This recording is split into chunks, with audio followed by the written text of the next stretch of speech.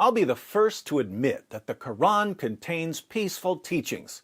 Unfortunately, the peaceful teachings were abrogated or canceled by Allah's commands to violently subjugate the entire world. But that doesn't stop Muslim apologists from quoting the abrogated peaceful verses and pretending that Islam still calls for peace. So it's good to be ready with Muslim commentaries that explain that the peaceful verses have been abrogated. Don't be duped by propagandists. But there's an additional problem here, namely that we don't always have easy access to the commentaries. Quran commentaries are often abridged so that you're not necessarily getting the full picture when you read an English translation. Consider an example. Hi David, I am wondering if you could show us the picture of the Tafsir Ibn Kathir commentary on the abrogation of Surah 2:256, please, because I cannot find it nowhere what you have read and said on this in one of your old videos. I need a photo of this important information to use it for my future debates with Muslims to expose the true teachings of Islam. Thank you, David. A picture you want, a picture you shall have. All right, so I've quoted the Tafsir of Ibn Kathir at various times to show that Surah 2, verse 256 of the Quran, there is no compulsion in religion, one of the handful of verses that are used to show that Islam is a religion of peace and tolerance, was abrogated by later commands to violently subjugate the world. But if you go to the online version of Ibn Kathir, or if you purchase the 10-volume Darussalam edition, you won't find the passage I quote. So where am I getting it? Well, again, the English translations are abridged, so different translators leave out certain things. This is part 3 of the Al-Firdaus edition of Ibn Kathir. Let's read a bit of what the Darussalam edition left out. Ibn Kathir gives a couple of different historical backgrounds for the verse. We'll start here. Muhammad ibn Ishaq narrated that Ibn Abbas said, "It was revealed with regard to a man from the tribe of Bani Salim ibn Auf called Al-Husayni, whose 2 sons converted to Christianity, but he was himself a Muslim.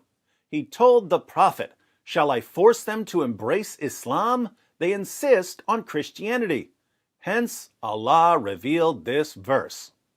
So his sons left Islam and converted to Christianity. Smart boys. Should he force them to return to Islam? Of course not. There is no compulsion in religion. What a wonderful message. Unfortunately, the message didn't last long because Allah changes his mind a lot. But this verse is abrogated by the verse of fighting. You shall be called to fight against a people given to great warfare, then you shall fight them, or they shall surrender. Al-Fath, that's Surah 48, verse 16. Allah also says, O Prophet Muhammad, strive hard against the disbelievers and the hypocrites and be harsh against them. At Tawbah, that's Surah 9, verse 73. And he says, O you who believe, fight those of the disbelievers who are close to you and let them find harshness in you. And know that Allah is with those who are the al-muttaqeen, the pious. Surah 9, verse 123. So, the peaceful verse was abrogated by calls for violence. What are the final marching orders of the Quran? Therefore, all people of the world should be called to Islam. If any one of them refuses to do so, or refuses to pay the jizya, head tax imposed by a Muslim state on all non-Muslims living under the protection of a Muslim government, they should be fought till they are killed. The final marching orders are to call the entire world to Islam and to kill anyone who doesn't convert to Islam or pay the jizya. So, people ask, why are so many terrorist attacks carried out in the name of Islam? Why are there so many Islamic terrorist groups? Why are there forced conversions? Why are there blasphemy laws in Muslim countries? Why is there a death penalty for apostates? Muslim apologists reply, no, my good man. None of that has anything to do with Islam. The Quran says that there is no compulsion in religion. That's what Islam teaches. All of the bloodshed and massacres are due to a simple misunderstanding of Islam.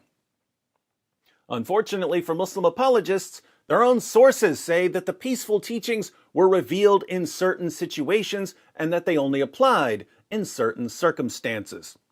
These peaceful teachings were later abrogated by commands to violently subjugate the entire world.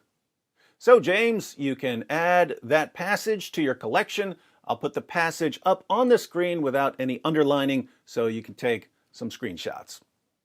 It just backfired on me. It just backfired on me. This is a part of our religion. There's a reason to it. Yeah. There's a reason why there's a capital punishment. Yeah.